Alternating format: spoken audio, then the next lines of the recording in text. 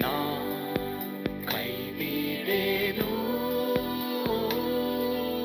ನಾ ಕೈ ಬಿಡೆನು. ಆ ಮಾತು ಹೇಳಿದನಲ್ಲ, ತಾ ಹೇಳಿದನಲ್ಲವೇ. ಯೇಸು ಕೈ ಬಿಡನು ಎಂಬ ದೈನಂದಿನ ಸಂದೇಶಕ್ಕೆ ನಿಮ್ಮನ್ನೆಲ್ಲರನ್ನು ಆಹ್ವಾನಿಸ್ತೇನೆ. ನೀವೆಲ್ಲರೂ ಚೆನ್ನಾಗಿದ್ದೀರಾ ಎಂಬುದಾಗಿ ನಾನು ನಂಬುತ್ತೇನೆ. ಕರ್ತನು ನಿಮ್ಮನ್ನು ಹಾಗೆಯೇ ಇಡ್ಲಿ ಎಂಬುದಾಗಿ ಕೂಡ ನಾನು ಆಶಿಸ್ತೇನೆ. ನನ್ನ ಪ್ರಿಯ ಸಹೋದರ ಸಹೋದರಿ, ಇವತ್ತು ನಾನು ಮಾತನಾಡುವಂಥ ವಿಷಯ ಕರ್ತನಲ್ಲಿ ಭರವಸೆ ಇಡಬೇಕು, ಕರ್ತನೇ ನಮಗೆ ಆಧಾರವಾಗಿರಬೇಕು ಎಂಬುದಾಗಿ.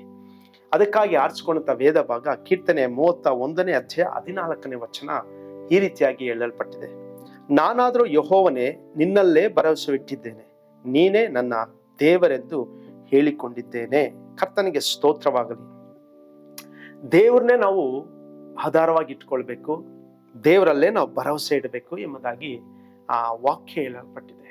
ಬೇರೆ ನಮ್ಗೆ ದೇವ್ರ ಆಧಾರವಾಗಿ ದೇವ್ರ ಭರವಸೆವರೆಗಿರಿದ್ರೆ ಅದು ಎಷ್ಟೊಂದು ವಿಶೇಷವಾಗಿದೆ. ನಂಬಿ ನೋಡ್ರಿ, ದೇವ್ರನ್ನೇ ನಾನು ಭರವಸೆ ಇಟ್ಟಿರ್ತೇನಂತ ಆ ಅನುಭವದಲ್ಲಿ ನಾವು ಹೋಗಿರೋದ್ರಿಂದ ನಾನು ಹೇಳ್ತಾ ಇದ್ದೇನೆ. ಕರ್ತನ ಮೇಲೆ ನೀನು ಭರವಸೆ ಇಟ್ಟು ನೋಡು, ಕರ್ತನನ್ನೇ ಆಶ್ರಯಿಸಿ ನೋಡು.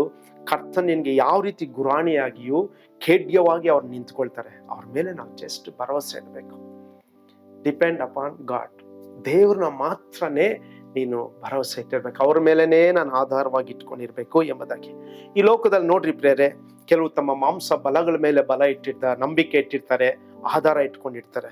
ಕೆಲವರು ಈ ಲೋಕದಲ್ಲಿ ನೋಡ್ಬೇಕಾದ್ರೆ ಮಿಲಿಟರಿಗಳ ಮೇಲೆ ತಮ್ಮ ಆಧಾರನ ಇಟ್ಕೊಂಡಿರ್ತಾರೆ. ಕೆಲವರು ತನ್ನ ದನದ ಮೇಲೆ ಆಧಾರ ಇಟ್ಕೊಂಡಿರ್ತಾರೆ. ಇವೆಲ್ಲ ಇಟ್ಕೊಂಡಿದ್ರು ಕೆಲವು ಸಮಯದಲ್ಲಿ ನಷ್ಟವನ್ನ ಅನುಭವಿಸೋದನ್ನ ನಾವು ನ್ಯೂಸ್ಗಳಲ್ಲಿ ಕೇಳ್ತೀವಿ. ಮಾತ್ರವಲ್ಲದೆ ಅಲ್ಲಿ ಇಲ್ಲಿ ಕೇಳಿಸ್ಕೊಂತಾನೆ ಇರ್ತೀವಿ ಎಲ್ಲ. ಯಾಕಂದ್ರೆ ಭರವಸೆ, ನಂಬಿಕೆ, ಆಧಾರ ಎಲ್ಲ ಅವ್ರ ಮೇಲೇನೆ ಇಟ್ಟಿರ್ತಾರೆ.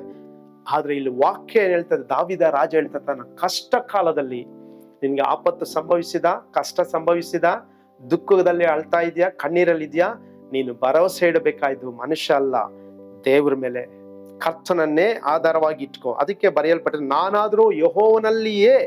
ನಾನಾದ್ರೆ ಯೆಹೋವನೇ ನಿನ್ನಲ್ಲೇ ಭರವಸೆ ಇಟ್ಟಿದ್ದೇನೆ. ಅಂದ್ರೆ ದಾವಿದನಿಗೆ ಅನೇಕ ಕಷ್ಟಗಳು ಬಂದಿದೆ, ಅನೇಕ ದುಃಖಗಳು ಬಂದಿದೆ. ಒಂದು ಮಗನಿಂದ ಕಷ್ಟ ಬಂತು, ಅಬ್ದುಲ್ಲಾ ಗವಿಗೆ ಹೋಗಿ ಬಚ್ಚಿಟ್ಕೊಳ್ಬೇಕಂತ ಪರಿಸ್ಥಿತಿ ಬಂತು, ಓಡೋಗುವಂತ ಪರಿಸ್ಥಿತಿ ಎಲ್ಲ ಬಂದ್ರು ದಾವಿದ ರಾಜ ಯಾವಾಗಲೂ ಕರ್ತನನ್ನೇ ಭರವಸೆಯಾಗಿ ಇಟ್ಕೊಂಡಿರ್ತಾರೆ. ನನ್ಗೆ ಗೊತ್ತು ದೇವ್ರ ಕಾರ್ಯ ಮಾಡ್ತಾರೆ, ನನ್ಗೆ ಗೊತ್ತು ದೇವ್ರು ನನ್ನ ಮೇಲಕ್ಕೆ ತರ್ತಾರೆ, ನನ್ಗೆ ಗೊತ್ತು ದೇವ್ರು ನನಗೆ ಜಯ ಕೊಡ್ತಾರೆ ಎಂಬುದಾಗಿ ಹೇಳ್ತಾ ಇದ್ರಲ್ಲ. ಅದೇ ಪ್ರಕಾರವಾಗಿ ದಾವಿದ ರಾಜನಿಗೆ ಜಯ ಸಿಕ್ತು. ದಾವಿದ ರಾಜನಿಗೆ ಜಯ ಎಲ್ಲಿಂದ ಬರ್ತಾ ಇತ್ತು?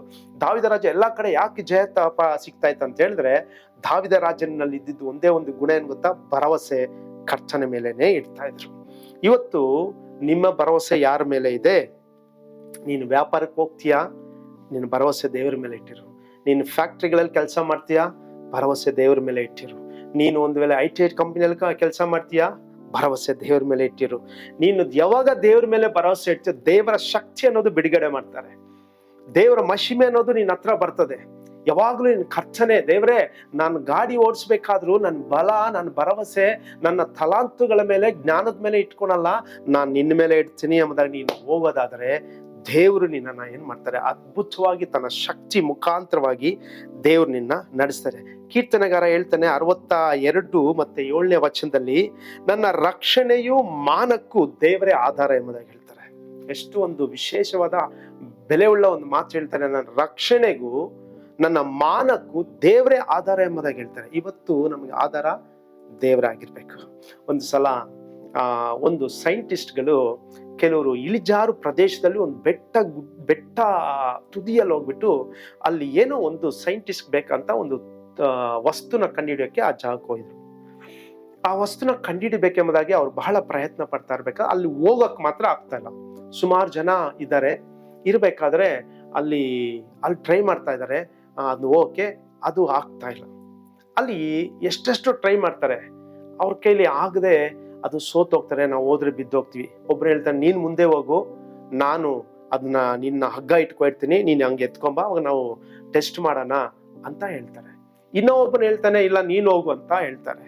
ಇನ್ನೊಬ್ರು ಹೇಳ್ತಾರೆ. ಹೀಗೆ ಸುಮಾರು ಒಂದು 10 ಜನ ಹಂಗೆ ಹೇಳ್ಕೊಳ್ತಾ ಇರ್ಬೇಕಾ, ಒಬ್ರು ಹೋಗಲ್ಲ. ಹೋಗದೆ ಸೈಲೆಂಟ್ ಆಗಿ ನಿಂತ್ಕೊಂಡಿರ್ಬೇಕಾದ್ರೆ ಒಂದು ಹುಡುಗ ಅಲ್ಲಿ ನೋಡ್ತಾರೆ, ಒಂದು ಹುಡುಗನ. ಆ ಹುಡುಗನ ಕರೀತಾರೆ, ಅರೆ ಹುಡುಗ ಬಾಪ ಇಲ್ಲಿ ಅಂತ ಕರಿಬೇಕಾದ್ರೆ ಆ ಹುಡುಗ ಬರ್ತಾನೆ. ಬಂದು ಕೇಳ್ತಾರೆ, ನೋಡಪ್ಪ ಅಲ್ಲಿದೆ ಒಂದು ವಸ್ತು, ಆ ಇಲ್ಲಿ ಜಾಗದಲ್ಲಿ ನಾನು ನಿನ್ಗೆ ದಾರ ಕಟ್ತೀನಿ, ನಾವು ನಿನ್ನ ಇಟ್ಕೊಳ್ತೀನಿ, ಇಳಿದು ಬಿಟ್ಟು ಅದ ಎತ್ಕೊಂಬ ಅಂತ ಹೇಳ್ಬೇಕಾದ್ರೆ ಅವನು ಓಕೆ ಅಂತ ಕಟ್ತಾನೆ. ಆದ್ರೆ ಅವನು ಒಂದು ಕಂಡೀಷನ್ ಹಾಕ್ತಾನೆ, ನೀವ್ ಇಟ್ಕೊಳೋದಾದ್ರೆ ನಾನು ಹೋಗಲ್ಲ ಅಂತ ಹೇಳ್ತಾನೆ. ಮತ್ತೆ ಇನ್ಯಾರಪ್ಪ ಇಟ್ಕೊಳ್ಬೇಕಂತ ಹೇಳ್ಬೇಕಾದ್ರೆ ಆ ಹುಡುಗ ಹೇಳ್ತಾನೆ, ನೋಡು ಅಲ್ಲಿ ನಮ್ಮ ಅಪ್ಪ ಇದ್ದಾರೆ, ನಮ್ಮ ಅಪ್ಪನ ಕರಿ ಅಂತ ಹೇಳ್ತಾರೆ. ಅವ್ರು ನೆನ್ಸ್ಕೊಂಡು ಅವ್ರ ಅಪ್ಪ ತುಂಬಾ ಬಲಶಾಲಿ ಅಂತ ನೆನ್ಸ್ಕೊಂಡಿರ್ಬೇಕಾದ್ರೆ ಅವ್ರ ಅಪ್ಪ ಬರ್ತಾರೆ. ಬಂದ್ರೆ ಅವ್ರ ಅಪ್ಪ ಬಹಳ ತೆಳ್ಳಗೆ ಸಣ್ಣಗಿರ್ತಾರೆ. ಇದನ್ನ ನೋಡಿ ಆಶ್ಚರ್ಯ ಪಡ್ತಾರೆ. ಹುಡುಗ, ನಿಮ್ಮ ಅಪ್ಪ ಇಟ್ಕೊಂಡ್ರೆ ನಿಮ್ಮ ಅಪ್ಪ ನೀವಿಬ್ರು ಬಿದ್ದೋಗ್ಬಿಡ್ತೀರಾ, ಜೀವಂತವಾಗಿರಲ್ಲ, ನಾವಾದ್ರೂ ಸ್ವಲ್ಪ ಬಲಿಷ್ಠರಾಗಿದ್ದೀವಿ, ನಾವ್ ಇಟ್ಕೊಂತೀವಿ ಅಂತ ಹೇಳ್ಬೇಕಾದ್ರೆ ಆ ಹುಡುಗ ಹೇಳ್ತಾನೆ, ನೀವ್ ಇಟ್ಕೊಂತೀರ, ಒಂದು ವೇಳೆ ನಾನ್ ಬಿದ್ದು ಬಿಟ್ರೆ ನೀವು ನನ್ನ ಜೊತೆಗೆ ಜಂಪ್ ಮಾಡಲ್ಲ ಕೆಳಗಡೆಗೆ, ಆದ್ರೆ ನಮ್ಮ ಅಪ್ಪ ಇಟ್ಕೊಂಡಿದ್ರೆ ನಾನು ಒಂದು ವೇಳೆ ಕೆಳಗಡೆ ಬಿದ್ದು ಆ ನೀರಲ್ಲಿ ಬಿದ್ರೆ ಜೊತೆಗೆ ನಮ್ಮ ಅಪ್ಪ ಏನ್ ಮಾಡ್ತಾರೆ, ಧುಮುಕಿ ನನ್ನನ್ನ ಹುಡುಕಿ ನನ್ನ ಸೇವ್ ಮಾಡ್ತಾರೆ. ಅವಾಗ ಅವ್ರಿಗೆ ಆಶ್ಚರ್ಯ ಆಗ್ತದೆ. ಇದು ಅರ್ಥ ಏನಂತ ಹೇಳಿದ್ರೆ, ನಮ್ಮ ಭರವಸೆ ಎಲ್ಲ ದೇವ್ರ ಮೇಲೆ ಇಟ್ಟಿರ್ಬೇಕು. ನಮ್ಮನ್ನ ಹೇಗೂ ಕಾಪಾಡ್ತಾರೆ, ನನ್ನ ಹೇಗೂ ಮೇಲಕ್ಕೆ ತರ್ತಾರೆ ಎಂಬುದಾಗಿ. ಒಂದು ಮಗು ನಡಿಬೇಕಾದ್ರೆ ನೋಡಿ, ಚಿಕ್ಕ ಮಗು ನಡೆಯುವಂತ ಕಾಲ ಬಂದಾಗ ಆ ಮಗು ಓಡ್ ಬಂದಾಗ ಅಪ್ಪ ಮಾತ್ರ ಮಗು ಕೈಗಳನ್ನ ಎತ್ಕೊಂಡ್ ಬರ್ತಾರೆ. ಅರ್ಥ ಏನು, ಆ ಮಗು ಚೆನ್ನಾಗ್ ಗೊತ್ತು, ನನಗೆ ಇನ್ನು ಆಧಾರ ಅಪ್ಪನೇ, ಇನ್ನು ಆಧಾರ ಅಮ್ಮನೇ, ಅಮ್ಮ ಖಂಡಿತ ಎತ್ಕೊಂತಾರೆ ಎಂಬುದಾಗಿ. ನಾವು ಯಾವಾಗಲೂ ಅಷ್ಟೇ ನಮ್ಮ ದೇವ್ರ ಹತ್ರ ಬರ್ಬೇಕಾದ್ರೆ ಕೈಗಳನ್ನ ಆರಾಧಿಸ್ಬೇಕಾದ್ರೆ ನಮ್ಮ ಎಲ್ಲಾ ಕಷ್ಟಗಳು, ನಮ್ಮ ಎಲ್ಲಾ ದುಃಖಗಳು ಅರ್ಥಂತ ದೇವರು ನಮ್ಮ ಕೈಗಳ ಮೇಲೆ ಎತ್ತಿರ್ಬೇಕಾದ್ರೆ ನಮ್ಮನ್ನ ನೋಡಿ ಕಟಾಕ್ಷಿಸ್ತಾರೆ. ನನ್ನ ಪ್ರಿಯ ಸಹೋದರ ಸಹೋದರಿ, ಇವತ್ತು ನೀವು ಕಷ್ಟದಲ್ಲಿದ್ದೀರಾ, ಇವತ್ತು ನೀವು ದುಃಖದಲ್ಲಿದ್ದೀರಾ, ಇವತ್ತು ತಳ್ಳಲ್ಪಟ್ಟಿದ್ದೀರಾ, ಇವತ್ತು ವೇದನೆಯಲ್ಲಿದ್ದೀರಾ. ಇವತ್ತು ನಿಮಗೊಂದು ವಾಕ್ಯ ಏನಂತ ಹೇಳಿದ್ರೆ, ನೀವು ದಾವಿದನಾಗೆ ಯೆಹೋವನಲ್ಲಿಯೇ ಭರವಸೆ ಬಿಟ್ಟು ಆತನನ್ನೇ ಆಧಾರವಾಗಿ ಇಟ್ಕೊಂಡು ನೋಡ್ರಿ, ಖಂಡಿತವಾಗಿ ಕರ್ತನ ನಿಮ್ಮನ್ನ ಆಶೀರ್ವಾದ ಮಾಡೇ ಮಾಡ್ತಾರೆ. ದೇವ್ರು ನಿಮ್ಮನ್ನ ಮೇಲಕ್ಕೆ ತರ್ತಾರೆ. ಅವಮಾನ ಪಡದ ಹಾಗೆ ಕರ್ತ ನಿಮ್ಮನ್ನ ಉನ್ನತ ಸ್ಥಿತಿಗೆ ತರ್ತಾರೆ. ಕರ್ತನ ಈ ವಾಕ್ಯಗಳನ್ನ ಆಶೀರ್ವಾದ ಮಾಡ್ಲಿ. ಕಣ್ಗಳು ಮುಚ್ಚಿ ಪ್ರಾರ್ಥನೆ ಮಾಡೋಣ. ನಮ್ಮನ್ನು ಬಹಳವಾಗಿ ಪ್ರೀತಿ ಮಾಡುವಂತ ನಮ್ಮ ಪರಲೋಕದ ತಂದೆ, ನಿಮ್ಮ ನಾಮಕ್ಕೆ ಸ್ತೋತ್ರ. ನೀನು ಒಳ್ಳೆಯವನು, ನೀನು ಮಹಾಪರಿಶುದ್ಧನಪ್ಪ, ನೀನು ನಂಬಿಗಸ್ತನಾಗಿದೆಯಪ್ಪ, ಅದಕ್ಕಾಗಿ ಸ್ತೋತ್ರ. ಈ ಒಂದು ಸಂದರ್ಭದಲ್ಲಪ್ಪ ನಿನ್ನಲ್ಲಿ ಕರ್ತನೆ ಆಧಾರವಾಗಿ ನಿನ್ನನ್ನು ಯಾರು ಇಟ್ಕೊಳ್ತಾರೋ ಅವ್ರನ್ನ ನಿನ್ನ ಮೇಲೆ ಕೆತ್ತುವಂತ ದೇವರು, ನೀನು ತಳ್ಳಿ ಬಿಡೋದಂತ ದೇವರು ಸ್ವಾಮಿ. ಕರ್ತನೆ, ಯಾರು ಕರ್ತನ ನಿನ್ನ ನಂಬಿ ನನಗೆ ಕರ್ತನೇ ಆಧಾರ, ದಾವಿದನ್ ಹೇಳುವ ಹಾಗೆ ನಾನು ಕರ್ತನನ್ನೇ ನಂಬಿದ್ದೇನೆ, ಅವರೇ ನನಗೆ ಖೇಡ್ಯವು ಗುರಾಣಿಯು ಎಂಬುದಾಗಿ ಯಾವ ರೀತಿ ಭರವಸೆ ಆ ರೀತಿ ಭರವಸೆ ಅವ್ರನ್ನ ತಿರುಗಿ ಸ್ವಾಮಿ ಕರ್ತನ ಬಲಪಡಿಸಪ್ಪ. ನೀನು ತಿರುಗಿ ಅವ್ರನ್ನ ಆಶ್ರಯಕ್ಕೆ ಬರಬೇಕಾದ್ರೆ ನೀವು ಮೇಲೆ ಕೆತ್ತಬೇಕಾ ನಾನು ಬೇಡಿಕೊಳ್ತೀನಿ ಸ್ವಾಮಿ. ಮಕ್ಕಳ ಜೊತೆಗಿದ್ದು ನೀನು ನಡೆಸು ಸ್ವಾಮಿ. ನಿನ್ನ ಮೇಲೆ ಭರವಸೆ ಬಿಟ್ಟವ್ರು ಎಂದಿಗೂ ಅವ್ರ ಆಶಾಭಂಗ ಪಡೋದಿಲ್ಲ ಕರ್ತನೆ, ಯಾಕಂದ್ರೆ ನೀನ್ ಜೀವ ಉಳ್ಳ ದೇವರು, ಸತ್ಯ ದೇವರಾಗಿದ್ರ ಸ್ವಾಮಿ. ನಿನ್ನ ನಂಬುವವರು ಒಬ್ರು ಕರ್ತನೆ ಆಶಾಭಂಗ ಪಡಲ್ಲ. ಅದಕ್ಕೆ ಸ್ತೋತ್ರ. ಯಾರ ನಿನ್ ಮೇಲೆ ಭರವಸೆ ಬಿಟ್ಟು ನಾನು ಕರ್ತನ ಹಿಂಬಾಲಿಸ್ತೀನಿ ಅಂತಾರ ಅವ್ರನ್ನೆಲ್ಲರೂ ನೀನು ಆಶೀರ್ವಾದ ಮಾಡು. ಯೇಸುವಿನ ಹೆಸರಿನಲ್ಲಿ ಬೇಡುತ್ತೇವೆ ನಮ್ಮ ತಂದೆಯೇ, ಆಮೆನ್. ಖಂಡಿತವಾಗಿ ನೀವು ದೇವರ ಮೇಲೆ ಭರವಸೆ ಇಟ್ಟಿರಿ, ನಿಮ್ಮನ್ನ ಆತನ ಮೇಲೆ ಕೆತ್ತನೆ. ಮರೆಯಬೇಡಿ, ಯೇಸು ನಿಮ್ಮನ್ನ ಕೈ ಬಿಡನು.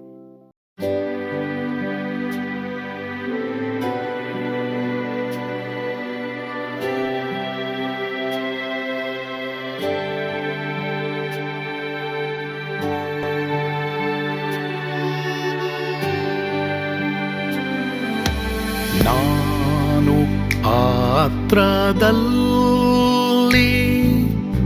ಈರುವಾಗಲೂ ನೀನು ಪಾಯಪಾಟು ಓಡಬಾರದು. ನನ್ನ ಮಾತನಂಬಿ ಸ್ಥಿರವಾಗಿರು, ನಿನ್ನ ಬಿಡಲಾರೆ, ಬಿಡೆನು ಎಂದೆಂದಿಗೂ.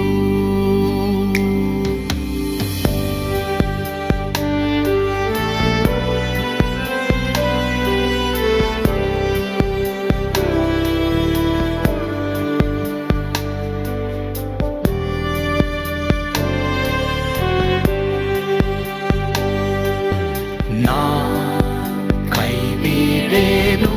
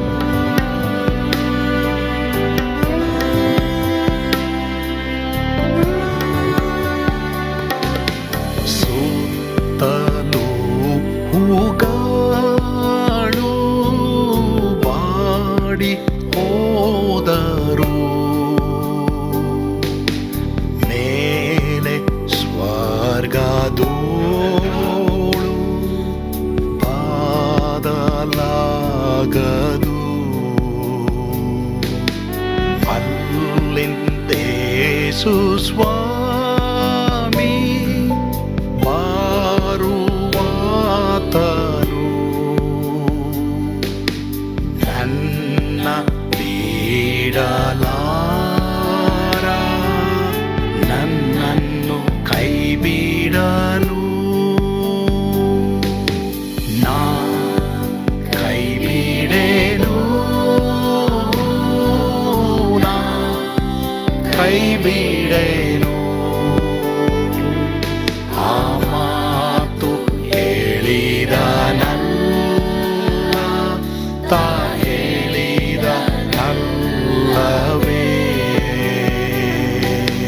ನಾ ಕೈ ಬಿಡೆನು, ನಾ ಕೈ ಬಿಡೆನು. ಆ ಮಾತು ಹೇಳಿದನಲ್ಲ,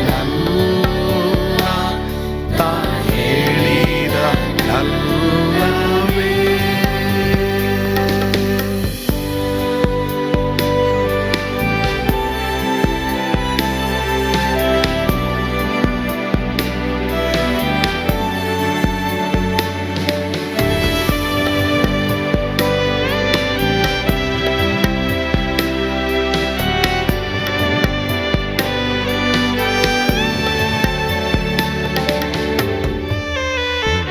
ಮುಂದೆ ಬಾವು ಕಷ್ಟ ಬಾರುತ್ತಿದ್ದರು, ಭಯ ಪಾಡಲಾರೆ,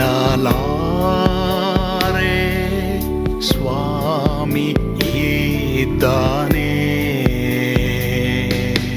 ಬಾಲವಾಗಿ ನಿಂತು ಹರ್ಷಗೊಳ್ಳುವೆ, ಸ್ವಾಮಿ ಬಿಡಲಾರ, ಸ್ವಾಮಿ ನನ್ನ ಕೈ ಬಿಡಲು, ನಾ ಕೈ ಬಿಡೆನು, ನಾ ಕೈ ಬಿಡೆನು. ಆ ಮಾತು ಹೇಳಿದನಲ್ಲ, ತಾ ಹೇಳಿದನಲ್ಲವೇ,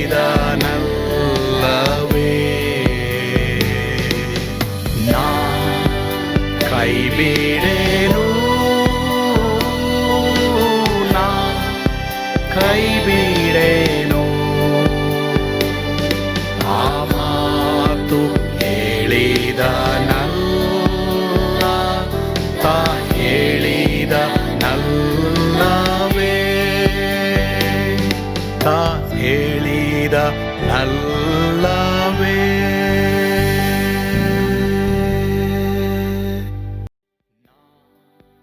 ಕೈ ಬಿಡೆನು, ಕೈ ಬಿಡೆನು.